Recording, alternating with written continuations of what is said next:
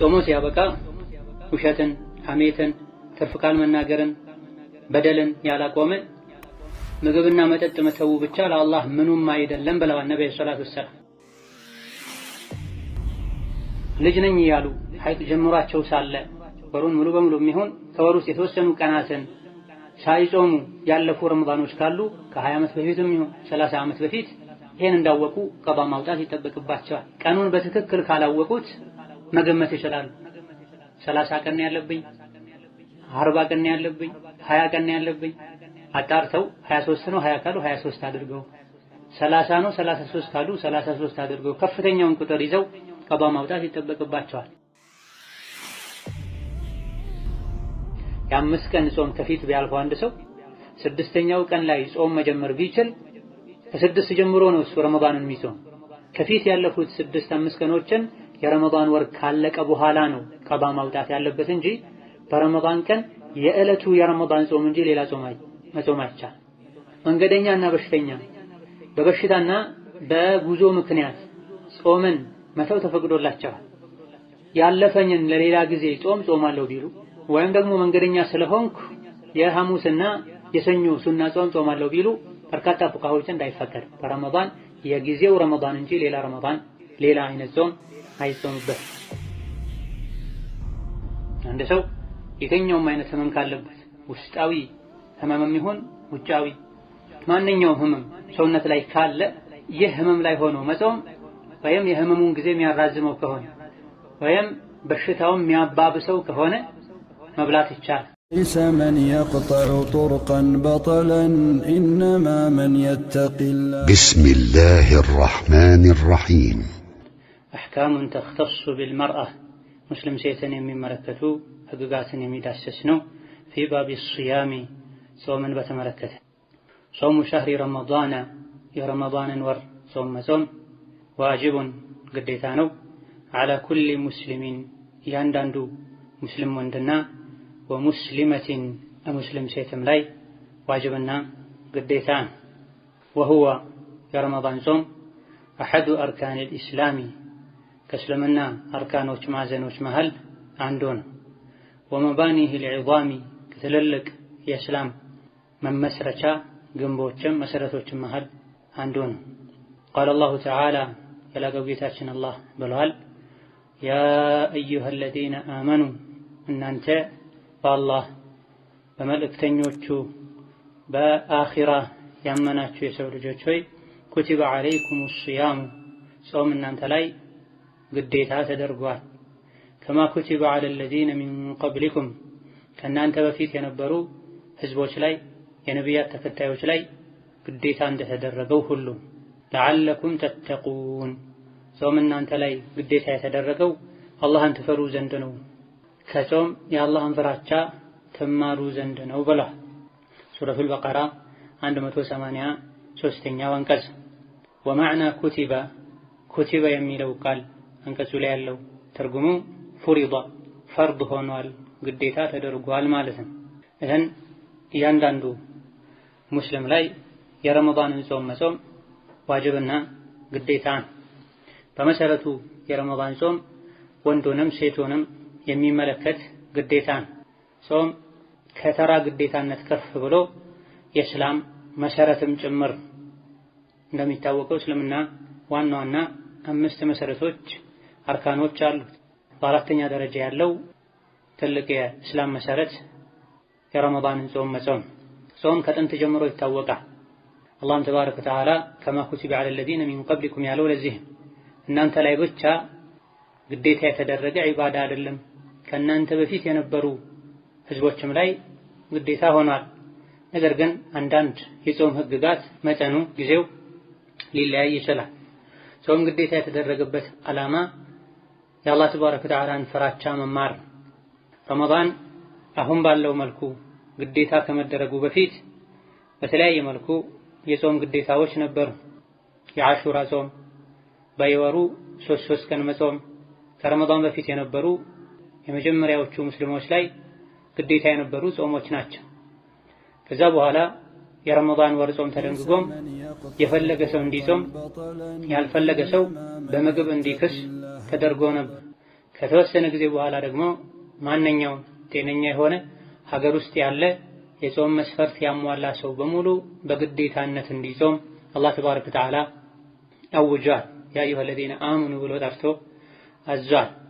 የረመዳን ጾም ለመጀመሪያ ጊዜ የተደነገገው ሁለተኛው የሂጅራ ዓመት ሻዕባን ወር በገባ በሁለተኛው ቀን በሰኞ ዕለት ላይ ነው። የረመዳን ጾም ለመጀመሪያ ጊዜ በነቢዩ ኡመት ላይ ዋጅብና ግዴታ የሆነው ነቢይ ወደ መዲና ከተሰደዱ ከሁለት ዓመት በኋላ ሻዕባን በገባ በሁለተኛው ቀን በዕለተ ሰኞ ነው ዋጅብና ግዴታ የተደረገው። የረመዳንን ጾም ግዴታነት ያስተባበለ ሰው ይከፍራል፣ ከእስልምና ይወጣል። ግዴታነቱን ከማመኑ ጋር አልጾምም ያለ ፋሲቅ ይሆነ፣ አፈንጋጭ ይሆነ። የተወሰኑ ዑለሞች ግዴታነቱን ቢያምንም መጾሙን ከተወ እየቻለ መጾም ከተወ ይከፍራል የሚል አቋም አላቸው። ሌሎች አይከፍርም፣ ነገር ግን አፈንጋጭ ነው በሚል ይታሰራል፣ እንዲጾምም ይገደዳል፣ ምግብ ይከለከላል ብላ የረመዳንን ግዴታነት ከማወቁ ጋር የጾም ወር መሆኑን ከማወቁ ጋር ምክንያት ሳይኖረው ሳይታመም መንገደኛ ሳይሆን በይፋ ሰው ያየው ሜዳ ላይ የሚበላ ሰው የእስላም ሕግ ካለ ይቀጣል። ጾሙ ሸህሪ ረመዳን ዋጅቡን ዐላ ኩሊ ሙስሊሚን ወሙስሊማ የረመዳንን ወር መጾም ያንዳንዱ አማኝ ወንድና አማኝ ሴት ላይ ግዴታ ነው። የረመዳን ጾም እንደ ሌሎች ዓመት ውስጥ ያሉ የሱና ጾሞችም አይደለም፣ ከፍ ያለ ነው። አሐዱ አርካኒል ኢስላም ወመባኒሂል ዒዛም የእስላም መሰረት የእስላም መመስረቻ ግንቦች አሉ፣ አንዱ ጾም። አላህ ተባረከ ወተዓላ ያ አዩሀ ለዚነ አመኑ ኩቲበ ዐለይኩሙስ ሲያሙ እናንተ አማኞች ሆይ እናንተ ላይ ጾም ግዴታ ተደርጓል ጹሙት ብላ። እናንተ ብቻ ላይ አይደለም ግዴታ የተደረገው፣ ተጽናኑ፣ ወዳችሁ ተቀበሉ። ከዚህ በፊት የነበሩ ህዝቦች ላይም ጾም ግዴታ ተደርጓል። ታዛዦች እሺ ብለው ጾመዋል። የጾም ዓላማው እናንተን ማስራብ፣ ማድከም፣ ማስቸገር አይደለም። ለዓለኩም ተተቁነ አላህን ትፈሩ ዘንድ ነው ጾሙ የተባላችሁት ብላ። ጾም የአላህን ፍራቻ ያስተምራል ማለት። ጾም ያለው ብለው ሰዎች ነገር ግን ከሰዎች እይታ ራቅ ብለው ሊበሉ ይችላሉ። ማንም አያውቅ መብላታቸው በፊታቸው በእጃቸው አይታወቅም። ከበሉ በኋላ ታጥበው አፋቸውን ጠርገው ሰዎች ጋር ግን ሲቀርቡ ጾም ያለው ሊሉ ይችላሉ። የተለያዩ ጾምን የሚያፈርሱ ነገሮችን ሰዎች ይርቃሉ። አላህን ፈርተው ነው የሚርቁት። ታዲያ አንድ ወር ብቻ ሳይሆን አላህን መፍራት ዓመቱን ሙሉ አላህን መፍራት የረመዳን ጾም ያስተምራችኋል ተብላ። ጾሙ ሲያበቃ ውሸትን፣ ሐሜትን፣ ትርፍ ቃል መናገርን፣ በደልን ያላቆመ ምግብና መጠጥ መተው ብቻ ለአላህ ምኑም አይደለም ብለዋል ነብዩ ሰለላሁ ዐለይሂ ወሰለም። ስትጾሙ አይናችሁ፣ እጃችሁ፣ ምላሳችሁ፣ ሙሉ ሰውነታችሁ ይጹም፣ የጾመኛ ግርማ ሞገስ ክብር ላያችሁ ላይ ይኑር ብለዋል ሱሐቦች። ምግብና መጠጥን ማቆም ብቻ ለአላህ ምኑም አይደለም ተብሏል። ይሄን ሐዲስ በመያዝ እና ኢብኑ ሐዝም ሌሎችም አንዳንድ ፉቅሃዎች አንዳንድ ወንጀሎች ጾምን ያበላሻሉ፣ ውሸት፣ ሐሜት ጾምን ያፈርሳል የሚል አቋም ይዘዋል። ምክንያቱም ሐዲሱ ላይ አንድ ሰው ውሸትን ካልተወ፣ ሐሜትን ካልተወ፣ ትርፍ ቃልን ካልተወ፣ የጃሂል ተግባርን ዲንን የማያከብር ዲን የማያውቅን ሰው ስራ መስራት ካላቆመ ምግብና መጠጥ መተው ብቻ ለአላህ ምኑም አይደለም ከተባለ እነዚህ ነገሮች ውሸት፣ ሐሜት መሰል ወንጀሎች ጾምን ያፈርሳሉ ማለት ነው የሚል አቋም አላቸው። ነገር ግን አብዛኞቹ ዑለሞች የጾምን አጅር ይቀንሱታል፣ አጅር እንዳይኖረው ያደርጉታል ማለት እንጂ እንደ መብላት፣ እንደ መጠጣት፣ እንደ ግብረ ስጋ ግንኙነት ጾምን ያፈርሳሉ ለማለት አይደለም ብለዋል። ሙእሚን ከጾም የሚፈለገው ወደ አላህ መቃረብ፣ ራስን ከወንጀል ማራቅ ነው፣ የአላህን ፍራቻ በተግባር መማር ነው። ይሄን ያላደረገ ሰው ጾሙ ዋጋ አይኖረውም። ጾሙ ወንጀል የሚሰራ ቢበዛ አላህ ዘንድ አልጾምከም ተብሎ ከመቀጣት እንጂ የሚድነው በጾሙ የጀነት ጸጋዎችን ማግኘት ወንጀል ማራገፍን ሊያገኝ አይችልም ማለት ነው።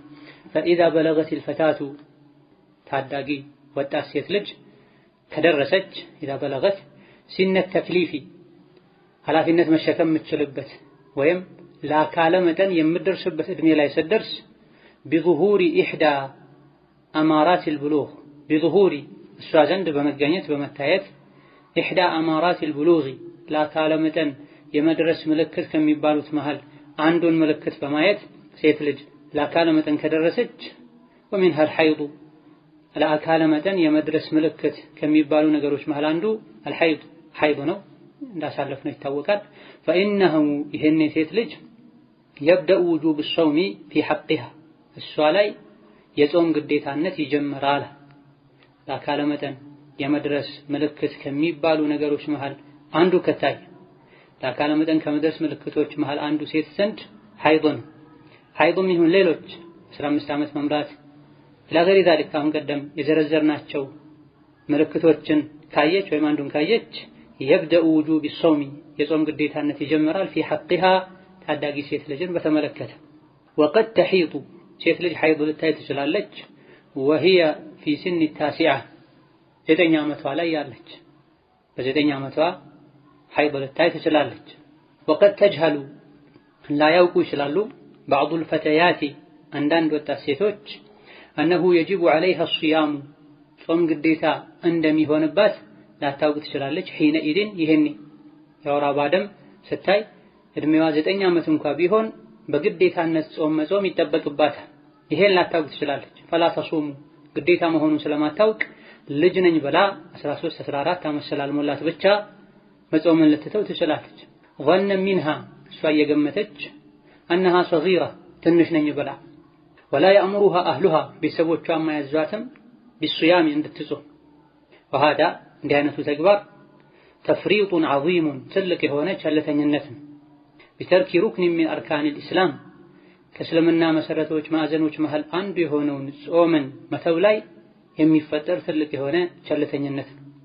ومن حصل منها ذلك እንዲህ አይነት ነገር እሷ ዘንድ የተገኘ ሴት وجب عليها እሷ ላይ ግዴታ ይሆንባታል ወደፊት قضاء الصوم ጾሙን ቀዷ ማውጣት الذي تركته የተወችውን ጾም من حين بداية الحيض بها እሷን ሐይድ ከጀመራት ጊዜ ጀምሮ የተወችውን ሁሉ ጾም ቀዷ ማውጣት አለባት። 9 ዓመቷ ላይ 10ኛ ዓመቷ ላይ ሐይድ አይታ ከነበረ እኔ ልጅ ነኝ ብላ ጾምን ከተወች ቤተሰቦቿም ልጅ ናት ብለው ከተው ሐይድ ካየችበት 8ም ይሁን 9 10 ዓመት ጀምሮ የቆጠረች ሳጾም ያሳለፈቻቸው ዓመቶችን ቀዷ ማውጣት አለባት። ወለው መضى على ذلك እዚህ ሁኔታ ላይ ቢያልፍም فترة طويلة ረጅም ጊዜ ብታሳልፍ لأنه باق في ذمتها የሷ ጫንቃ ላይ በኃላፊነቷ የሚቆይ ግዴታ ነውና። ይህን የመጀመሪያው ሴት ልጅ ታውቅ የሚገባው ከጾም ጋር በተያያዘ ልክ ለአካለ መጠን እንደደረሰች የረመዳን ግዴታነት ይመለከታታል። እድሜዋ ትንሽም ቢሆን ለአካለ መጠን ከመድረስ ምልክቶች መሃል አንዱ ሐይድ ነው። ከሌሎች ለአካለ መጠን የመድረስ ምልክቶች በፊት ቀድማ ሴት ልጅ ሐይድን ካየች ሐይዱን ያየችው በ9 ዓመትም ይሁን በ10 በ8ም ይሁን ከዛ ጊዜ ጀምሮ መጾም ዋጅብ ይሆንባታል። ብዙ ጊዜ ወላጆች ልጆቻቸውን ከ8 ከ9 ጀምረው ጾም ያለማምዳሉ። ሐይድን ግን ካየች በማለማመድ መልኩ ሳይሆን ያቆራረጠች እንደ ሱና የነየተች ሳይሆን መጾም ያለባት ሐይድ ካየች ለአካለ መጠን ደርሳለችና እንደ ትልልቅ ሴቶች በስርዓቱ የመጾም ግዴታ ይኖርባታል።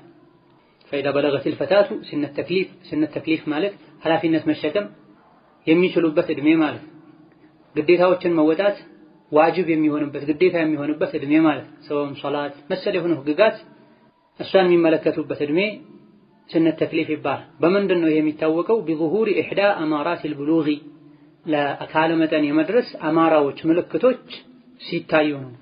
ومنها ለአካለ መጠን ከመድረስ ምልክቶች ማለት አንዱ አልሐይድ ሐይድ ሴትን በተመለከተ፣ ሌላው 15 ዓመት መሙላት፣ ሌላው ከብረተ ገላ ዙሪያ ከርዳዳ ፀጉር መታየት ነው። ከነዚህ መሃል አንዱ ከተገኘ ለአካለ መጠን ደርሳለች። فإنه يبدأ وجوب الصوم في حقها የተኛው እድሜ ላይ ትኑር ጾም በግዴታነት እሷን ይመለከታታል። ዋጅቡን ጾም መጾም ይጠበቅባታል። ለአካለ መጠን አልደረሰችም ከተባለ አንድ ቀን የጾመች ሌላ ቀን ልትበላ ትችላለች። ቀን ላይ ከደከመሽ ልትባል ትችላለች። ነገር ግን የወር አበባ ደም ካየች ሌላ ምልክትን ካየች ለአካለ መጠን መድረሷን የሚያሳይ ዋጅብን ጾም በስርዓቱ በሰዓቱ ልትጾም ይገባታል። وقد تحيض في سن وهي في سن التاسعة 9 ዓመት ላይ ያለች ሐይድ ልታይ ትችላለች። ይሄ አብዛኞቹ ፉቃሃዎች አቋም። ብዙ ጊዜ ሴት ልጅ ከተመቻት የቤት አያያዟ ጥሩ ከሆነ ያለችበት ሀገር በተለይ ሙቀት ከሆነ በ9 ዓመቷ የወር አበባ ደም ልታይ ትችላለች። ያለችበት ሀገር አየሩ ቀዝቃዛ ከሆነ አሊያ ደግሞ ያለችበት ቤት በኑሮ ደረጃ ዝቅተኛ የሚባል ከሆነና ምቾት ድሎት ከሌላት ሊቆይ ይችላል። ወይም ያሉበት ሀገር ሙቀት ከሆነ አሊያ ደግሞ ቤት ምቾት ካለ በ9 ዓመታቸው ሊያዩ ይችላል። ይሄ አብዛኞቹ ፉቃሃዎች ያስቀመጡት የጊዜ ገደብ። ነገር ግን ከዛም በታች ከታየ የወር አበባ ደም መሆኑ ሴቶች ዘንድ የሚታወቅበት ምልክት እሱ ላይ ኖሮ ከታወቀ ሐይድ እንደሆነ ይቆጠራል። ስለዚህ በየትኛውም ጊዜ ሴት ልጅ ሐይድ ካየች ጾም እሷ ላይ ግዴታ ይሆናል፣ ሶላት ግዴታ ይሆናል፣ በቋሚነት ልትሰግድ ይገባታል። وقد تجهل بعض الفتيات أنه يجب عليها الصيام حين ذاك 9 ዓመት 10 ዓመት ላይ ሆና ሐይድ ስታይ መጾም ይወጅባታል።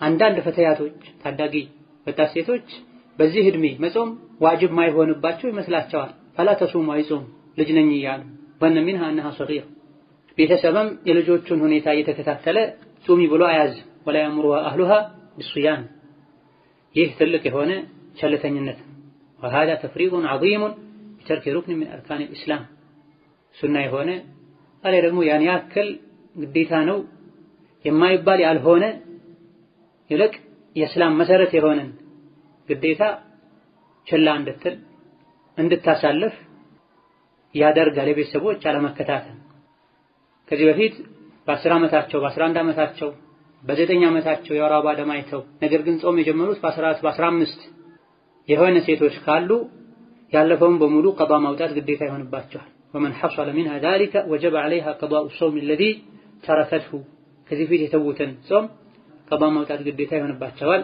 من حين بداية الحيض بها ሐይድ ከጀመረ ጊዜ ጀምሮ በትክክል መጾም እስከጀመረችበት ጊዜ ድረስ ያሉ ዓመታትን ቆጥራ ቀዷ ታወጣለች። ولو مضى على ذلك فترة طويلة 10 ዓመት 5 ዓመት 3 ዓመት 6 ዓመት እንኳን ቢሆን እሷ ኃላፊነት ላይ ያለ ብዙ ስለሆነ ይቀራል አይባል።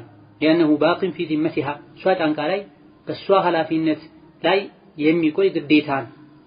ስለዚህ ሴት ልጅ ራሷን ዲኗን ልታውቅ ዋጅብና ግዴታዋን በአግባቡ ልትወጣ የቤተሰብ ኃላፊዎችም ወላጆች ታላላቅ እህቶች በእነሱ ስር ያሉ ታዳጊ ሴቶችን ሁኔታ ሊከታተሉ ይገባቸዋል። ካሁን ቀደም እንደተጠቀሰው ካፍሮች እንደሚያደርጉት ዲን ሐያ የሌላቸው ሰዎች እንደሚያደርጉት አይናውጣነት ባልተሞላበት መልኩ እንደዚህ አይነት ህግጋትን በስርዓቱ ቀስ አድርጎ ማስተማር መግለጽ አስፈላጊ ነው። ሴት ልጅ 10 ዓመት ሲሞላት 9 ዓመት ሲሞላት ደም ልታይ ትችላለች። እንዲህ አይነት ደም ካየች ደግሞ ሶላትን መስገድ አትችልም፣ ጾምን በጊዜው መጾም አትችልም፣ ደም እያለ መጾም አትችልም። ኋላ ላይ ጾም ቀዷ ማውጣት ይጠበቅባታል። ሴት ልጅ ለመጀመሪያ ጊዜ እንዲህ አይነት ደም ከሽንት መውጫዋ ከወጣ ከዚህ ጊዜ ጀምሮ በዲን የተከለከሉ ነገሮችን በሙሉ መከልከል፣ የታዘዙ ነገሮችን በሙሉ መተግበር ግዴታ ይሆንባታል። ሒጃብ ማድረግ፣ ከአጅነቢ ወንድ ጋር ተነጥሎ ከመቀመጥ መጠንቀቅ፣ አጅነቢን ከመጨበጥ መራቅ ዋጅቧ ነው ያሉ እናቶች ልጆቻቸውን በሐያ እንዳስፈላጊነቱ ሊያስተምሯቸው ይገባል። ሐያና ዲን በሌላቸው ሰዎች አይናውጣነት በተሞላበት መልኩ ወንድና ሴትን ቀላቅለው ትምህርት ቤት ላይ መረጃውን ሰጥተዋቸው ግራ ከመጋባታቸው ሸሪዓ በማይፈቅደው መልኩ ይሄን ነገር ለማረጋገጥ ለማጣራት ጥረት ከማድረጋቸው በፊት ወላጆች ለነሱ የሚጠቅመውን ሁሉ ሊያስተምሯቸው ይገባል። ልጅ ነኝ ያሉ ሐይድ ጀምሯቸው ሳለ ወሩን ሙሉ በሙሉ የሚሆን ከወሩ ውስጥ የተወሰኑ ቀናትን ሳይጾሙ ያለፉ ረመዳኖች ካሉ ከ20 ዓመት በፊትም ይሁን 30 ዓመት በፊት ይሄን እንዳወቁ ቀዷ ማውጣት ይጠበቅባቸዋል። ቀኑን በትክክል ካላወቁት መገመት ይችላሉ። 30 ቀን ያለብኝ 40 ቀን ያለብኝ 20 ቀን ያለብኝ አጣርተው 23 ነው 20 ካሉ 23 አድርገው 30 ነው 33 ካሉ 33 አድርገው ከፍተኛውን ቁጥር ይዘው ቀዷ ማውጣት ይጠበቅባቸዋል። من يجب عليه رمضان የረመዳንን ጾም መጾም ዋጅብ የሚሆነው ግዴታ የሚሆነው ማን ላይ ነው? إذا دخل شهر رمضان የረመዳን ወር ከገባ وجب على كل مسلم ومسلمة ሁሉም ሙስሊም ወንድና ሙስሊም ሴት ላይ ዋጅብ ግዴታ ይሆናል። ባሊገይኒ ለአካለ መጠን የደረሱ የሆኑ ሰሒሐይኒ ጤነኛ የሆኑ ሙቂመይኒ ሀገር ውስጥ ያሉ ሙስሊም ወንድና ሙስሊም ሴቶች ላይ በሙሉ ግዴታ ይሆንባቸዋል። صيامه የረመዳንን ወር መጾም።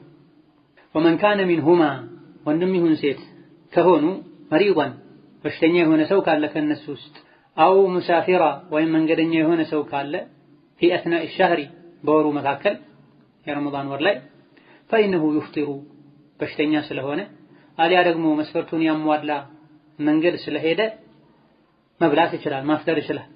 ويقضي ግን ያልጾመባቸው ቀኖችን ቀዷ ያወጣል። عدد ما أفطر ባፈጠረው ቀን ልክ ቆጥሮ أيام أخر በሌላ ጊዜ የረመዳን ወር ከተጠናቀቀ በኋላ ማለት قال تعالى የላቀው ጌታችን አላህ አለ فمن شهد منكم الشهر የረመዳን ወር ሲገባ ጤነኛ ሆኖ አቅሉ ከራሱ ጋር ሆኖ ሀገር ውስጥ ሆኖ የረመዳን ወር ሲገባ የተጣደ የነበረ فليصمه ወሩን ሙሉ በሙሉ ይጾመው።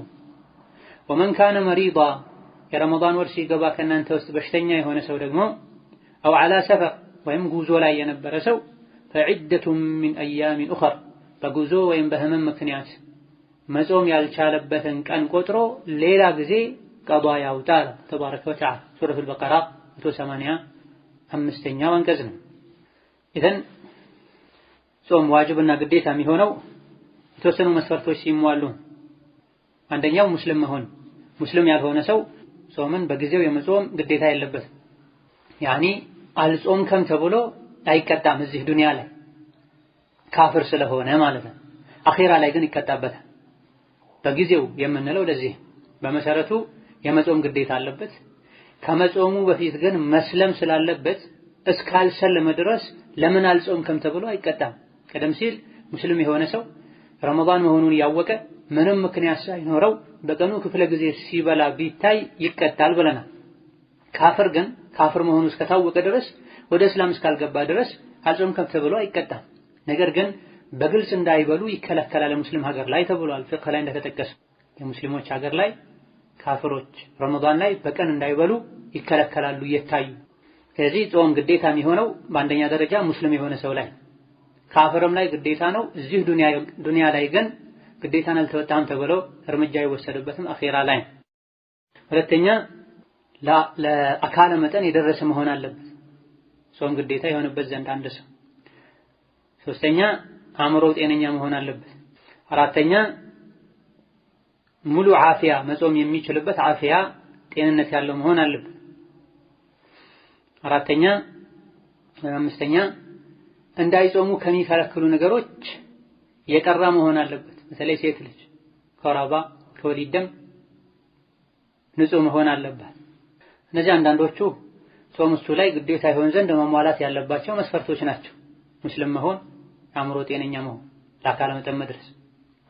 አንዳንዶች ደግሞ በጊዜው ለመጾም መሟላት ያለበት መስፈርት ነው። ሀገር ላይ ነዋሪ መሆን፣ ጤነኛ መሆን። እነዚህ መስፈርቶች ከተሟሉ ወጀበ ዐላ ኩሊ ሙስሊሚን ወሙስሊመቲን ያንዳንዱ ሙስሊም ወንድና ሙስሊም ሴት ላይ ግዴታ ይሆናል።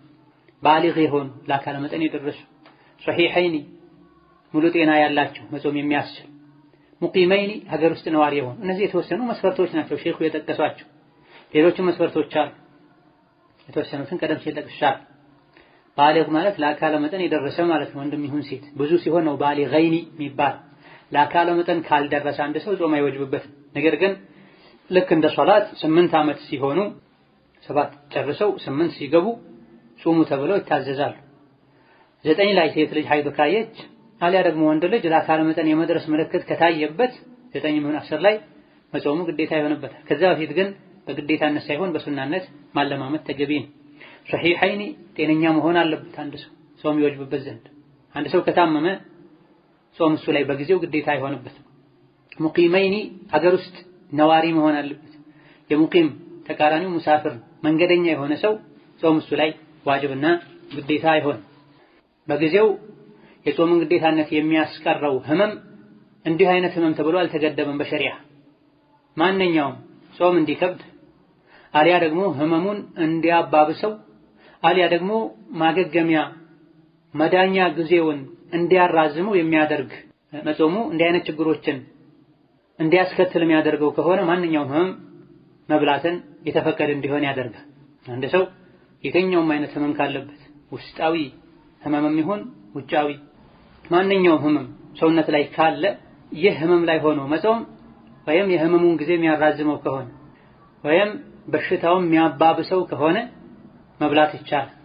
ኢማም አህመድ ራስ ምታት ትኩሳት ሲሏቸው እንደ ትኩሳት አይነት ህመም አለ እንደ ይበላው ትኩሳት ያመመው ኃይለኛ ራስ ምታት ያመመው ሰው ካልበላ ራስ ምታቱ የሚባባስበት ከሆነ ካልጠጣ የሆነ ነገር ካልወሰደ ከራስ ምታትነት አልፎ ወደ ሌላ ችግር የሚቀየርበት ከሆነ መብላት መጠጣት ይችላል። የተወሰኑ ዑለሞች ህመሙ ውጫዊ የሰውነት አካላት ላይ ከሆነ ያለው ቁስለት ቢሆን በጉንጅ ቢሆን ብለው ምሳሌ ጠቅሰዋል። ከመብላት አለመብላት ጋር ምንም አይነት ግንኙነት ከሌለው ለዚህ ጾም መፍታት አይቻልም የሚል አቋም አላቸው። ነገር ግን ትክክለኛው ህመም ከተባለ አሞኛል የሚያስብል ከሆነ የትኛውም የሰውነት አካል ላይ ይኖር አለመብላቱ በሽታውን የሚያባብሰው ከሆነ በልቶ ራስን መጠበቅና ማዳን ይቻላል።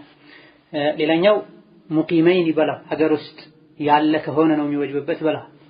መንገደኛ ከሆነ በጊዜው መጾም አይወጅብበትም። ጾምን መፍታት የሚያስችለው የጉዞ ርቀት ምን ያክል ነው የሚለው ላይ በፊቅህ አዋቂዎች መሃል ኺላፍ አለ። የተመረጠው አብዛኞቹ ዑለሞች የመረጡት ከ80 ወይም ከ81 ኪሎ ሜትር በላይ ከሆነ መብላት ይቻላል፣ ሶላትን ማሳጠር ይቻላል።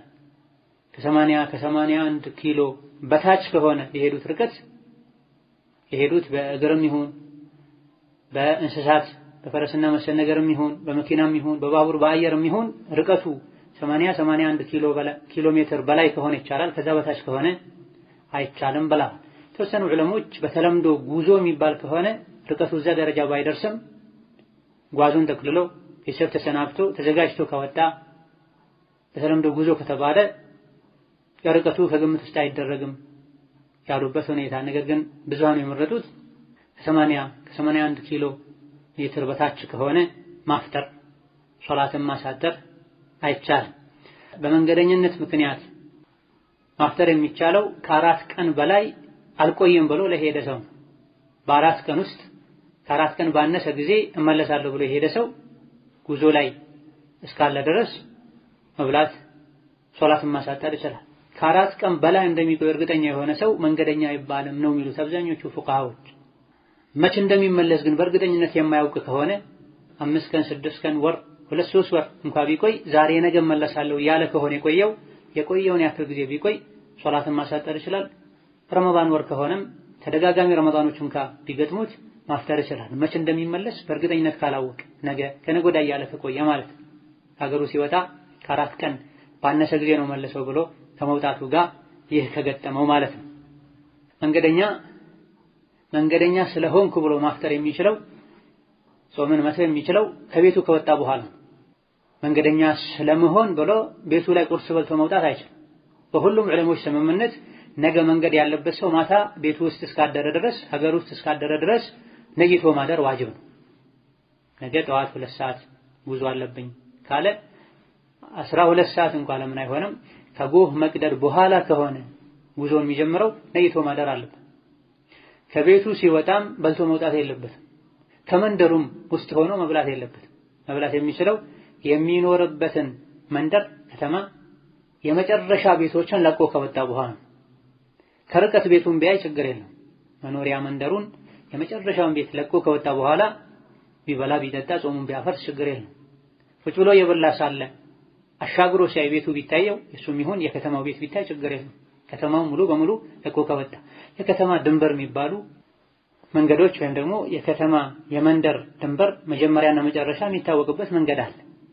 ይሄን ለይቶ እስካወቀና ከከተማው ከመንደሩ ወጥቻለሁ እስካለ ድረስ መብላት ይችላል። ከዛ ፊት አይቻልም። አንዳንድ ፉቃሃዎች በዘመኑ ካሉት ኢማም አልባኒን ጨምሮ ቤት ውስጥ በልቶ መውጣት ይችላል። ዞሮ ዞሮ መንገደኛ ሆኖ ማፍጠሩ እስካልቀረ ድረስ ብለዋል። የተወሰኑት ልክ እግሩን ርካቡ ላይ ሲያደርግ ብለዋል፣ መኪና ላይ ሲገባ ማለት ነው። ነገር ግን ትክክለኛው ኢብኑ ቁዳማ ሌሎችም ብዙ ፉቃሃዎች እንደጠቀሱት የሚኖርበትን ሀገር ከተማ መንደር ሙሉ በሙሉ ለቆ ሲወጣ ነው ተብሏል። ውጭ ሀገር የሄደ አንድ ሰው ኤርፖርት ላይ መብላት ቢፈልግ ሲተባል እንደሆነ ኤርፖርቱ ያለው የሚኖሩበት መንደር ከተማ ውስጥ ከሆነ ኤርፖርቱ ከሚኖሩበት ከተማ ጋር ቤቶች ጋር ተያይዞ ከሆነ ያለው ኤርፖርት ውስጥ መብላት ማሳጠር አይቻልም። አየር ማረፊያው ያለው ወይም ባቡር ጣቢያው የአውቶቡስ ጣቢያው ያለው ካሉበት ከተማ ሙሉ በሙሉ ውጪ ከሆነ በሌላ ተሳፍሮ የሚሄድ ከሆነ በጣቢያው አየር ማረፊያውና በመኖሪያ መንደሮች ቤቶች መሃል ሜዳ ሙሉ በሙሉ ሁለቱን ሚለይ ስፍራ ካለ ኤርፖርት ሆነው ባቡር ጣቢያ ሆነው ያፈጥሩ ሶላትን ቢሆን ቢያሳጥሩ ችግር አይኖርም። ومن كان منهما مريضا او مسافرا في اثناء الشهر በመሰረቱ ጤነኛ የሆነ ሀገር ውስጥ ያለ ለአካለ መጠን የደረሰ ሁሉ መጾሙ ግዴታ ይሆንበታል ካሉ በኋላ ومن كان منهما ጤነኛ የሆነ ሀገር ውስጥ ያለ ለአካለ መጠን የደረሰ منهما ወንድም ይሁን ሴት مريضا በሽተኛ ከሆነ او مسافرا መንገደኛ ከሆነ ወይም في اثناء الشهر በወሩ ውስጥ فإنه يفطر ويقضي በእነዚህ በመንገድ ወይም በበሽታ ምክንያት አፍጥሮ ويقضي ሌላ ጊዜ ቀዷ ማውጣት ይወጅብበታል عدد ما أفطر من أيام أخر ባፈጠረው ቀን ለካ የሚሳፈረው ለመልካም ዓላማ መሆን አለበት። በሽተኛ ቤተኛውም አይነት በሽታ ምክንያት ማፍጠር ይችላል ብለናል። መጾም ከቻለ ቢጾም ችግር የለም። እጅግ በጣም ጥቂት ፉቃሃዎች መንገደኛም ይሁን በሽተኛ ቢጾሙ ጾማቸው ተቀባይነት አያገኝም የሚል አቋም አላቸው። ነገር ግን ትክክለኛው መንገደኛም ይሁን በሽተኛ ጾሙ እስካልጎዳቸው ድረስ መጾም ይችላል። እየጎዳቸው እንኳን ቢጾሙ ራሳቸውን በመጉዳታቸው ይጠየቃሉ እንጂ ጾሙ ትክክል ይሆናል። በላጩ የቱ ነው ከተባለ ኢማም አህመድ፣ ኢማም ሻፊዒ ሌሎችም የራሳቸውን የተለያየ አቋም አላቸው። የተሻለው የቀለላቸውን ማድረግ ነው በላቸው። መጾም ከቀለላቸው መጾም፣ መብላት ከቀለላቸው መብላት። አላህ ፈቅዷል በበሽታ በጉዞ ምክንያት መብላት። የቱ ነው የሚሻለው? ለግለሰቡ የገራለትን ማድረጉ ነው የሚሻለው። ህመሙ ጉዞው በጣም አድካሚ ካልሆነ እንዳንዳንድ ግለሰቦች ሁኔታ ኋላ ላይ መጾም የሚከብዳቸው ከሆነ የሚዘናጉ ከሆነ አሁን ብጾም ከጀማዓ ጋር በረመዳን ወር ንቃት ይኖረኛል ኋላ ላይ የሚሆነውን አላውቅም በሚል በጊዜው ቢጾም የተሻለ ነው የሚባሉበት ሁኔታም አለ። ይህ እንዳለ ሆኖ መንገደኛ የሆነ ሰው ለሁሉም አይነት ዓላማ ቢጓዝም ማፍጠር ይችላል ወይስ የጉዞ ዓላማ ሁኔታ ይወስነዋል የሚል ነጥብ አለ። በርካታ ፉቃሃዎች የተጓዘው ለወንጀል ከሆነ ማፍጠር አይችልም የሚል አቋም አላቸው። ሰው ሊገድል ከሆነ የተጓዘው፣ ሊሰርቅ ከሆነ የተጓዘው፣ እንደዚሁ ደግሞ ረመዳንን ላለመጾም ብሎ ከሆነ የተጓዘው መብላት አይችልም። ነገር ግን የተወሰኑ ዑለሞች የተጓዘው ለወንጀልም ቢሆን በወንጀሉ በሌላ መንገድ ይቀጣል ይጠየቃል እንጂ መንገደኛ እስከተባለ ድረስ ማፍጠር ይችላል። ነገር ግን ለወንጀል ከሆነ የተጓዘው ለዚህ ብሎ በመጓዙ ይጠየቃል። በጥቅሉ የጉዞ አይነቶች ወደ 4-5 አይነት ናቸው።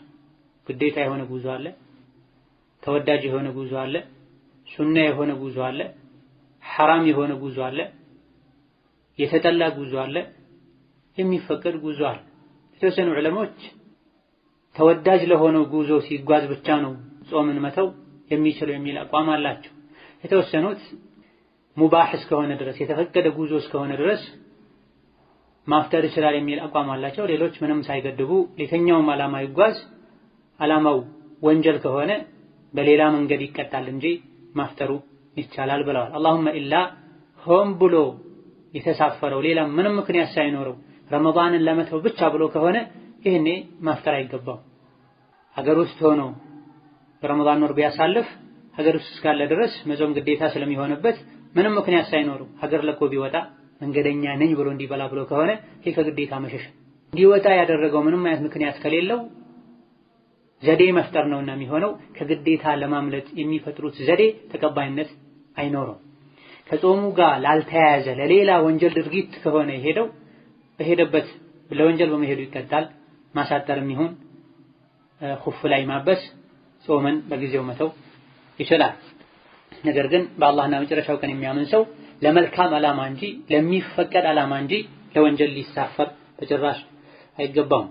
قال تعالى فمن شهد منكم الشهر فليصمه ومن كان مريضا أو على سفر فعدة من أيام أخرى ከእናንተ ውስጥ من شهد منكم الشهر የረመዳንን ወር የተጣለ የነበረ የተገኘ ረመዳን ወር ሲገባ ጤነኛ ሆኖ ለአካለ መጠን የደረሰ ሆኖ ሀገር ውስጥ ያለ ሆኖ ረመዳን ከገባ فليصمه ይጹመው ብሎ አላህ አዟል። ሁሉም ሰው በዚህ መስፈርት መጾም ላይችል ስለሚችል ومن كان مريضا በሽተኛ የሆነ ወይም መንገደኛ የሆነ ሰው ወዓላ ሰፈሪን فعدة من أيام أخر በሌላ ጊዜ ቆጥሮ ቀዷ ያውጣ። ይሄም አንድ ልብ እንድንለው የሚገባን ጉዳይ የሚጠቁም ነው። ረመዳን ከፊት 4-5 ቀን መጾም ያልቻለ ሰው 6ኛው ቀን ላይ ጾም ቢጀምር ከ6ኛው ቀን ጀምሮ የሚጾመው በእለቱ ያለውን ግዴታውን ጾም ነው እንጂ በረመዳን ወር ከፊት ያለፉት 4 እና 5 ቀኖችን ቀባ ያወጣ አይደለም መጾም ያለበት። ይሄ ልብ መባል አለበት። የ5 ቀን ጾም ከፊት ቢያልፈው አንድ ሰው 6ኛው ቀን ላይ ጾም መጀመር ቢችል ከ6 ጀምሮ ነው እሱ ረመዳንን የሚጾም።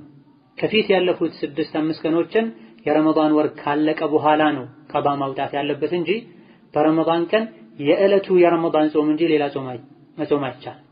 መንገደኛና በሽተኛ በበሽታና በጉዞ ምክንያት ጾምን መተው ተፈቅዶላቸዋል።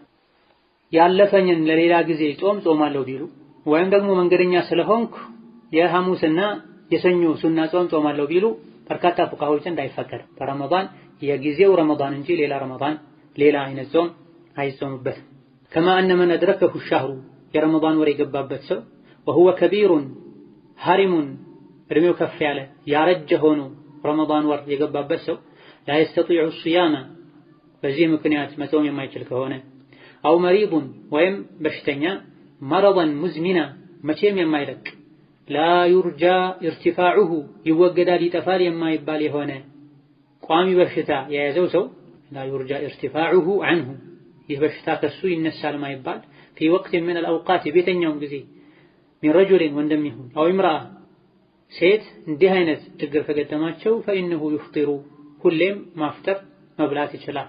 ማይለቅ በሽታ ከያዛቸው አሊያ ደግሞ እድሜያቸው በጣም ገፍተው ከምግብ መቋረጥ ካልቻሉ መጾም ከከበዳቸው ፈኢነሁ ይፍጢሩ ያፈጥራሉ ይበላሉ። ወዩጥዒሙ ዐን ኩሊ የውሚን ምስኪና ለእያንዳንዱ ቀን አንዳንድ ምስኪን ያበላሉ። ኒስፈ ሷዒን የቁና ግማሽ ሚን ቁቲል በለዲ በሀገሩ ከተለመደው ቀለብና ምግብ ቃለ ተዓላ የተከበረው አላህ አለ ወዐለ ለዚነ ዩጢቁነሁ እነዚያ ጾምን በጣም የተቸገሩ የታገሉ የሚችሉት የሆኑ ፍድየቱን ጣዓሙ ምስኪን በጣም የታገሉ የተቸገሩ መጾምን ትተው ፍድያ ያውጡ ይክፈሉ ጣዓሙ ምስኪን ምስኪን በማብላታ ቃለ አብዱላህ ብን ዓባስ ረዲየላሁ ዐንሁማ አብዱላህ ብን ዓባስ ታዋቂው ሰሓቢ የቁርአን ተፍሲር አዋቂ ይህን አንቀጽ አስመልክተው ምን አሉ? ሂየ ሊልከቢሪ ለትልቅ ላረጀ ሰው ነው አለዚ ላ ዩርጃ ቡርኡሁ ይድናል ያገግማል ዳግም አቅም አግኝቶ ይጾማል ለማይባል እድሜው ለገፋ ሰው ነው። ረዋሁ ቡኻሪ ዘግቦታል። ወልመሪዱ በሽተኛ አለዚ ላ ዩርጃ ቡርኡ መረድህ በሽታው ከእንግዲህ ይጠፋል ተብሎ ማይገመት በሽተኛ ፊ ሑክሚል ከቢሪ እድሜው እንደገፋ ሰው ነው የሚቆጠረው። ሁክሙ ብይኑ ተመሳሳይ ነው። ወላ ቀዳአ ዐለይሂማ እነዚህ ሁለት አይነት ሰዎች እድሜው በጣም የገፋና ማይጠፋ በሽታ ያለበት ሰው ቀዳም የለባቸውም። ምግብ ብቻ መመገብ ነው የሚጠበቅባቸው። ሊዐደሚ ኢምካኒህ በጊዜው መጾም ያልቻሉ ኋላም ላይ ቀዳ ማውጣት ስለማይችሉ። ወመዕና ዩጢቁነሁ የሚለው ቃል ትርጉሙ አንቀጽ ውስጥ ያለው የተጀሸሙነሁ ማለት ነው። ተጀሹም ብሎ ማለት በጣም እየከበደ እየተቋቋሙ እየታገሉ ማድረግ ማለት ነው። የተጀሸሙነሁ ማለት እየታገሉ እየተጨነቁ እየተቸገሩ የሚያደርጉት የሆኑ እነሱ በዚህ መልኩ እየተጨናነቁና እየተቸገሩ መጾሙን ትተው ምስኪን ያብሉ ብሏል አላህ ተባረከ ወተዓላ። ከማ አነ መን አድረከሁ ሸህሩ ወሁወ ከቢር ሐሪም እድሜው ገፍቶ በጣም አርጅቶ ላ የስተጢዑ ሲያማ መጾም የማይችል ሰው በዚህ ሁኔታ ላይ ረመዳን የገባበት እንዲህ ሆኖ የረመዳን ወር የገባበት ሰው አው መረضን ሙዝሚና ቋሚ የሆነ ሁሌም ያለ ላ ዩርጃ ኢርቲፋዑሁ ዐንሁ መቼም ከሱ ይነሳል ይጠፋል የማይባል የወቅት ምን አልአውቃት ቤተኛውም ጊዜ እንዲህ አይነት በሽታ ላይ ያለ ሰው ወንድም ይሁን ሴት መብላት ይችላል። ረመዳን ላይ እድሜያቸው በጣም ሲከፋ ሲያረጁ መጾም የማይችሉ ሰዎች አቅላቸውን ሁሉ በትክክል የማያውቁ አሉ። ሁሌ አቅላቸውን የማያውቁ ከሆነ ምንም አይወጅብባቸው ማብላትም መጾም አይወጅብባቸው። ነገር ግን አቅላቸው ከራሳቸው ካለ ማይችሉት መጾምን ብቻ ከሆነ ይበላሉ። ይጥዒሙ እነሱ መብላት ይችላሉ፣ ለምስኪን ያበላል።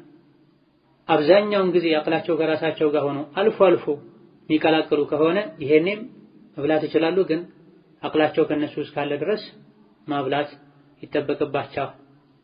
ወከዛልክ እንደ ከፍተኛ የደም ግፊት፣ ስኳር፣ የልብ ህመም እንደዚሁ ደግሞ እጅግ በጣም አስቸጋሪ የሆነ የጨጓራ በሽታ ያለባቸውና ታክመው መዳን ያልቻሉ በየጊዜው የሆነ ነገር ካልቀመሱ ለከፍተኛ ስቃይ የሚዳረጉ ሙዝምን የሆነ አይለቅም እንዲህ አይነት በሽታ አንዴ ከያዘ አይለቅም ተብሎ ታማኝ የሆኑ ዶክተሮች ዘንድ ከተነገረ ከታወቀ እንዲህ ነገር እንዲህ አይነት ሰዎችም መብላት ይችላል። በቋሚነት ለእያንዳንዱ ቀን አንዳንድ ምስኪን ያበላል። ኒስፈ ሳዕን ሚን ቁቲል በለዲ ያሉበት ሀገር ላይ ከተለመደ ቁት ቀለብ ግማሽ ሳዕ ማለት ብዙ ጊዜ በተለምዶ ቁና ይባላል። ነገር ግን ቁና የሚለው ከፍ ያለ ነው። 4 እፍኝ የሚይዝ መለኪያ ማለት ነው። 4 እፍኝ የሚይዝ መለኪያ ማለት ነው። የሱ ግማሽ ማለት 2 እፍኝ ማለት ነው። ኒስፉ ሳዕ ማለት ግማሽ ቁና ማለት ነው። አንድ ቁና ትልቅ ወይም መካከለኛ እጅ ባለው ሰው 4 እፍኝ ማለት ነው። ግማሹ 2 እፍኝ። ኒስፉ ሳዕ ወደ ኪሎ ሲመጣ እስከ 2 ኪሎ አካባቢ ይሆናል። ነገር ግን የሚለካው እህል ክብደቱ የኪሎ ግራሙ መጠን እንዲለያይ ስለሚያደርገው አላህ ተባረከ ወተዓላ ለሰው ልጆች እጅ ሰጥቷቸዋል። ነብዩ ሰለላሁ ዐለይሂ ወሰለም በእጅ እንዲለካ አለ ደግሞ ሸሪዓ በእጅ እንዲለካ ፈቅዷል። መካከለኛ እጅ ባለው ሰው በጣም ትንሽ ያልሆነ ትልቅ ቢሆን የተሻለ ነው። የራሱ እጅ ትልቅ ካልሆነ ሌላ ተለቅ ያለ እጅ ያለውን ሰው ፈልጎ 2 የተሞላ እፍኝ ስንዴ ሊሆን ይችላል፣ ሩዝ ሊሆን ይችላል፣ ጤፍ ሊሆን ይችላል መስጠት ማብላት ይቻላል። ሁሉንም 30 ቀኖችን ቆጥሮ መጨረሻ ላይ በአንድ ላይ ማብላትም ይቻላል። 10 5 ከፋፍሎም ቆራርጦ ማብላትም ይቻላል። አስቀድሞ ማብላት ይቻላል አይቻልም? ኺላፍ አለበት። ረመዳን ሳይገባ አስቀድሞ፣ ረመዳን ከገባ 3ኛው 2ኛው ቀንም ላይ ቢሆን የገና ያልተጾሙ ቀኖችን አስቀድሞ የወሩ ማብላት ይቻላል አይቻልም? ኺላፍ አለበት። የፈቀዱ ዑለሞች አሉ። ነገር ግን ሌሎች በጣም አጥብቀው የነገውን ዛሬ ምሽት ላይ እንኳን ማብላት አይቻልም ጎህ ሳይቀድ በፊት ብለዋል። ኢማሙ ነወዊ አልመጅሙዕ ላይ ይሄን ጠቅሰዋል። ስለዚህ ለእያንዳንዱ ቀን ሰዎች ጾመውት ለሚውሉት እያንዳንዱ ቀን ከላይ በተጠቀሱ 2 ምክንያቶች መጾም ያልቻለ በቋሚነት መጾም የማይችል አንዳንድ ምስኪን ማብላት አለበት። በላጩ መንገድ ማታ ሲያፈጥሩ ቤተሰብ ሲያፈጥር መጾም የማይችለው የቤተሰብ አባል የሆነው አካል የሚያወጣውን እሱ ላይ የሚወጅበውን የከፋራ የፊድያ ምግብ የሚበላን አንዳንድ ምስኪን ማምጣት ማለት አሊያ ደግሞ ቤቱ መላክ ማለት። አነስ ብኑ ማሊክ እድሜያቸው ገብቶ መጨረሻ ላይ መጾም ይችሉ እንዳልነበረና የወሩ መጨረሻ ላይ ምስኪኖችን ሰብስበው ቂጣ፣ ስጋ መሰል ነገር ያበሉ እንደነበረ ተነግሯል። መጾም ያልቻለው አካል ባለው አቅም ልክ አብዛኛውን ጊዜ ቤት ውስጥ የሚመገበውን ምግብ ለምስኪኖች መመገብ አለበት። አቅመ ደካማ ከመሆኑ ጋር ስጋና ጥሩ የሚባል ነገር አብላ ይባል። አቅም ያለው ከመሆኑ ጋር ዝቅተኛ የሚባል ምግብ ማብላት ይችላልም አይባል። ሚን አውሰጢ ማ ቱጥዒሙነ አህሊኩም ቤተሰባችሁን ከምታበሉት መካከለኛ ምግብ ለምስኪን አብሉ ነው የተባለው። ስለዚህ እንደ አቅሙ በየቀኑ ቤት ውስጥ የሚበላውን አይነት ምግብ አንዳንድ ቀን አንዳንድ ምስኪንም ቤት ጠርቶ ማብላት ይቻላል። ቋጥሮ ለሱ መላክም ይቻላል። 5 ቀን ያደረጉ 5 ምስኪን በ5 ቀን 5 ምስኪን ማብላትም ይቻላል። አዘግይቶ የወሩ መጨረሻ ላይ መስጠትም ይቻላል። መሀል ላይ ከሞተ እንደ አይነቱ ሰው እስከ ሞተበት ድረስ የነበረውን ቀን ማብላት ይቻላል። አስቀድሞ አወጡ ማለት ያልጾመውን ቀን አወጡ ማለት ነው የሚሆነው። ወቅቱ ሳይገባም ጭምር ማውጣት ነው የሚሆነውና ወይም በየቀኑ ማድረግ ወይም 10 ቀን በ3 ከፍሎ በየመሃሉ ማድረግ አሊያ ደግሞ የወሩ መጨረሻ ላይ ማድረግ። በ29 ካለቀ 29 ምስኪን፣ በ30 ቀን ካለቀ 30 ምስኪን ያበላል። በላጩ ቤት ጠርቶ ማብላት ነው ወይስ ወስዶ መስጠት ነው? በርካታ ዑለሞች ተምሊክ ግዴታ ነው ብላ። ተምሊክ ማለት ለምስኪኑ መስጠትና እንደፈለገ እንዲያደርግ መፍቀድ ማለት። ቤት መጥራቱ ማብላት ነው የሚባለው። እሱ አስቀምጦ ለ2 ለ3 ጊዜ ከፋፍሎ መብላት ሊፈልግ ይችላል። ቤት ወስዶ ከልጆቹ መብላት ሊፈልግ ይችላል። በሆነ መልኩ ሰርቶ መብላት ሊፈልግ ይችላልና በላጩ መስጠቱ ነው ማለት እንድንችል የሚያደርጉ አንዳንድ የዑለሞች ንግግሮች አሉ። የተሻለው ግን ወላሁ ተዓላ አለም ለሱ የሚገራውን ማድረግ። እንስተህ ቤት ተዘጋጅተህ ትበላለህ ወይስ እኛ ጋር ተሰርቶ ትበላለህ ማለት ነው። አህዋላቸውን ሁሉንም መጠየቅ ባይቻልም ለነሱ ይበጃል የሚሉትን አላህ በሰጠው አቅል መገምገም። ቤትም ከመጡ በኋላ ተምሊክ ማድረግ ይቻላል።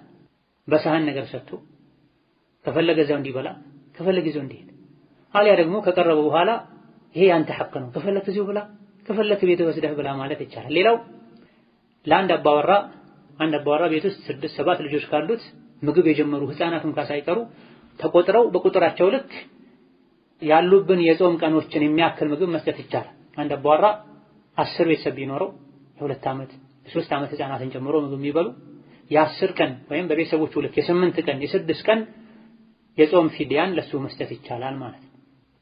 ነገር ግን በመባል ያለበት ሸሪዓ ላይ አብሉ የተባለበት ቦታ ላይ ገንዘብ መስጠት አይቻልም። ሸሪዓ ላይ አብሉ ኢጥዓም የተባለበት ቦታ ላይ ገንዘብ መስጠት አይቻልም። ስለዚህ ከፋራው ማብላት ነው ከተባለ በገንዘብ ለውጦ መስጠት በጭራሽ አይቻልም። አብሎ ነው ወይም ቀቅሎ አብስሎ አዘጋጅቶ ቤት ጠርቶ ማብላት፣ አሊያ ደግሞ አብስሎ ቀቅሎ ለሱ ያጠግቧል የተባለውን ያክል መስጠት፣ አሊያ ደግሞ እዚህ ላይ እንደተቀመጠው ንስፉ ሳዕ ግማሽ ሳዕ 2 እፍኝ እህል መስጠት። ጥሬ እህል ሲሆን እሱን ለማዘጋጀት አንዳንድ የሚጨማመሩ ነገሮች የሚያስፈልጉት ከሆነ ሩዝ ሆኖ ለምሳሌ ስጎ የሚያስፈልገው ከሆነ እንዲህ አይነቱ ችግር ኖሮበት መጾም ያልቻለው ሰው እቤቱ ላይ ሩዝ ሲሰራ ሩዝ ላይ የሚጨመረውን ነገር ጨምሮ እንዲሰራ የሚያስፈልገውን ነገር ማሟላት አለበት። ያኒ እስከነ ማባያው እስከነ ማዘጋጃው ጭምር መታሰብ አለበት እንጂ ባዶ 2 ኪሎ ሩዝ ወይም 1 ኪሎ ተኩል ሩዝ ገዝቶ ሊሰጥ በጭራሽ አይገባውም ያሉ ዑለሞች አሉ። ምክንያቱም ኢጥዓም ማብላት ነው የተባለው። ባዶን በውሃ ተቀቅሎ ማይበላን ነገር ከሆነ የሰጠው ለመብላት የሚያስፈልገውን ነገር ለማድረግ ለመብላት ለማብቃት ለማዘጋጀት የሚያስፈልገውን ነገር ጭምር የሚገዛበትን ነገር መስጠት ወይም ገዝቶ መስጠት ያስፈልጋል። ንስፉ ሳዕ የሚለው ግማሽ ሳዕ የሚለው ፉቃሃዎች ከሌሎች የሚመገበው ነገር ራሱን የቻለ መጠን እንዳለው ከተነገረባቸው የመመገብ አይነቶች ተነስተው ነው እዚህ ላይ ይሄን ገደብ ያስቀመጡት እንጂ ነብዩ ሰለላሁ ዐለይሂ ወሰለም ወይም ሰሐቦች ይሄን ያክል ያብላ ብለው ገደብ አላስቀመጡ። ያኒ በቋሚ ህመም ምክንያት ወይም በእድሜ መግፋት ምክንያት ረመዳንን መጾም ያልቻለ ሰው በእያንዳንዱ ቀን አንዳንድ ምስኪን ሲያበላ መጠኑ በቁርአን በሐዲስ አልተነገረም። እዚህ ጋር ንስፉ ሳዕ የተባለው ከሌሎች የማብላት አይነቶች ተወስዶ ነው። ስለዚህ ያጠግባዋል የተባለውን ያክል ዝም ብሎ መስጠትም ይቻላል። በተለምዶ አንድን ሰው ያጠግባል የሚባለውን ያክል መስጠት ይቻላል። ካልሆነ ደግሞ ንስፉ ሳዕ 2 እፍኝ በሀገሩ የተለመደ ምግብ መስጠትም ይቻላል። እንደዚሁ ጥሬውን ቤት ወስዶ በቀላሉ አብስሎ መብላት የሚቻል አይነት ምግብ ሲሆን 2 እፍኝ የሚባለው ለኪሎም ሲደረግ 2 ኪሎ 1 ኪሎ .5 .8 እንደ ክብደቱ እንደ እህሉ አይነት የሚባለው ቀጥታ ተወስዶ ተቀቅሎ የሚበላ ተሰርቶ የሚበላው ከሆነ እንዳለን ተፈጭቶ ተበጥሮ የሚበላው ሲሆን ባለበት እንዳለ እስከነ ነፍሱ ሲሰጥ ክብደቱ የሚጨምር የሚቀንስ ከሆነ የተጣራው መሆን አለበት፣ የተፈጨው መሆን አለበት። ነገር ግን የተሻለው ከሰዎችም ሁኔታ አንፃር የሚቀለው አንዴ ያጠግባል የሚባለውን ያክል ለራስ ቤት ለአንድ ሰው ቤቱ ሲሰራ አንድን ሰው ያጠግባል የሚባለውን ያክል መስጠት ይቻላል። የተወሰኑ ዑለሞች ስንዴ ሲሆን ከስንዴ ውጪ ሲሆን ያሉ መጠኑን የለዩበት ሁኔታ ለስንዴ ከሆነ 1 እፍኝ ይበቃል፣ ከስንዴ ውጭ ከሆነ 2 እፍኝ መሆን አለበት ያሉበት ሁኔታ። ነገር ግን በሀገሩ የተለመደውን ምግብ 2 እፍኝና ወደ ኪሎ ሲለወጥም ከፈለገ እሱ እጁ እፍኝ መጠን ካላስተማመነው ተለቅ ያለ እጅ ያለውን ሰው ፈልጎ በመለኪያ ማድረግም ይቻላል። وعلى الذين يطيقونه فدية طعام مسكين ጾምን እየተቸገሩ የሚችሉት ምስኪን ያብላ ተብሏል። እየተቸገሩ የሚችሉት የሚለውን አብዱላህ ኢብኑ አባስ ሲፈስሩ እድሜው ለገፋ ሰው ነው ብለዋል። ታማሚ በሽታው መቼም አይለቀውም ተብሎ ከተወሰነ እድሜው እንደገፋ ሰው ነው የሚቆጠረው ብለው ዑለሞች ቅያስ አድርገውበታል። በእድሜ መግፋትና በቋሚ በሽታ ምክንያት ጾም የቀረላቸው ሰዎች ሌላ አይነት ህመም ቢያማቸው አሊያ ደግሞ መንገደኛ ቢሆኑ ጤነኛ የሆነ ሰው በመንገድ በጉዞና በህመም በጊዜያዊ ህመም ምክንያት ጾም እንደሚቀርለት ለነሱም ማብላቱ ይቀርላቸዋል አይቀርም በዑለሞች መሃል ኺላፍ አለበት። ያኒ እድሜው በጣም የገፋ ሰው ሀገር ውስጥ እስካለ ድረስ በየቀኑ አንዳንድ ምስኪን ማብላት አለበት። የሁሉም ይስማማበታል አቅሉ ከራሱ ጋር እስካለ ድረስ። ነገር ግን በእንዲህ አይነት ችግር ላይ ያለ ሰው ሌላ ሀገር ቢሄድ ቢሳፈር ማብላቱ ይቀርለታል አይቀርለትም? አው ይቀርለታል ያሉ አሉ። ነገር ግን ትክክለኛው አይቀርለትም። በሽተኛ በጊዜያዊ በሽታ ምክንያት መንገደኛ በመንገድ በጉዞ ምክንያት ጾም ቀርቶለት ሌላ ጊዜ ቀዷ ያውጣ ተብሏል። በቋሚነት የታመመ ማይለቅ በሽታ ያለበት አሊያ ደግሞ የእድሜ መግፋት ችግር ኖሮበት መጾም የማይችል ሰው ምትክ የለው፣ ማብላት ነው ምትኩ። መንገድ ሲሄድ አይቀርም። በህይወት እስካለ ድረስ አቅሉ ከራሱ ጋር እስካለ ድረስ ሁሌም ሀገር ውስጥም ይሁን ሌላ ሀገር ማብላት ይጠበቅበታል። አቅሉን ሙሉ በሙሉ ከሳት ወይም ደግሞ አብዛኛውን ጊዜ አቅሉን ስቶ ከሆነ የሚያሳልፈው ማብላቱ ይቀራል። በል ሙሉ በሙሉ አቅሉን ከሳተ ማብላቱ ይቀራል። አብዛኛውን ጊዜ አቅሉ ከራሱ ጋር ካለ ማብላቱ አይቀርም። የሚቀላቅል ከሆነስ አብዛኛው ጊዜ ይታያል። አብዛኛውን ጊዜ የሚቀላቅል ከሆነ ማብላት አይወጅበትም። አብዛኛውን ጊዜ አቅሉ ከራሱ ጋር ሆኖ አልፎ አልፎ ከሆነ የሚቀላቅለው ያበላል ያሉበት ሁኔታ። ነገር ግን አልፎ አልፎ የሚመልሰው ከሆነ ሙሉ በሙሉ አቅሉን ካልሳተ በሁሉም ሁኔታ ላይ ማብላቱ የተሻለ ይሆናል። ወላ ቀዷ ዐለይሂማ እነዚህ ሁለት ሰዎች ቀዷ ማውጣት የለባቸው። ምክንያቱም በጊዜው እንኳን መጾም ያልቻሉት አቅም ስላላገኙ። ሌላ ጊዜ አያገኙም ከተባለ በሽታው መቼም አይጠፋም ከተባለ አቅም አያገኙም ከተባለ ማብላት ብቻ ነው የሚጠበቅባቸው። ነገር ግን ከእንግዲህ መቼም አያገግምም፣ ይሄ ማይለቅ በሽታ ነው፣ ከእንግዲህ መቼም አቅም አያገኝም፣ እድሜውን ጨርሷል፣ አርጅቷል ተብሎ ተደምድሞ ጾም ከተው በኋላ ዳግም አቅም ቢያገኙስ አይጠፋም የተባለው በሽታ ቢጠፋስ ምን ይደረጋል የሚለው በተመለከተ የተወሰኑ ፉቃሃዎች ያለፈውን ሁሉ በጾም መካስ አለበት ብላ፣ የተወሰኑት ምግብ አብልቶ ከነበረ አልቋል ምንም የለበትም ቀጣዩን ብቻ ነው መጾም ያለበት፣ የምግብ ካሳውን ሳይከፍል በፊት ከሆነ መጾም የሚችልበት ሁኔታ ላይ የሆነው ያለፈውንም ቀዷ ያውጣ ብላ። የተሻለው ይሄ ያኔ አንድ ሰው ከእንግዲህ አያገግምም መጾም አይችልም እድሜው ገፍቷል ማይለቅ በሽታ ነው አሉት፣ መብላት ጀመረ፣ ለእያንዳንዱ ቀን አንዳንድ ምስኪን አበላ፣ ከዛ ዳነ፣ መጾም ቻለ። ይሄኔ ያለፈው አልፏል። ያኔ የሱ ግዴታ ምግብ ማብላት ነበር፣ አብልቷል። ስለዚህ ለቀጣዩ ነው መዘጋጀት ያለበት። ነገር ግን ማብላት እንዳለበት ያምናል፣ ለጊዜው አላበላም፣ መሀል ላይ ዳነ። ሳያበላ ከዳነ ያለፈውን በምግብ ሳይሆን በጾም መካስ አለበት። በጭራሽ እስከ መጨረሻ የሚያበሉትን ካላገኙ ንብረት ካላቸው ሲሞቱ ከውርሳቸው ከንብረታቸው ምስኪን እንዲበላላቸው ይደረጋል። ምንም ከሌላቸው ቤተሰብ ቢያበላላቸው የተሻለ ይሆናል።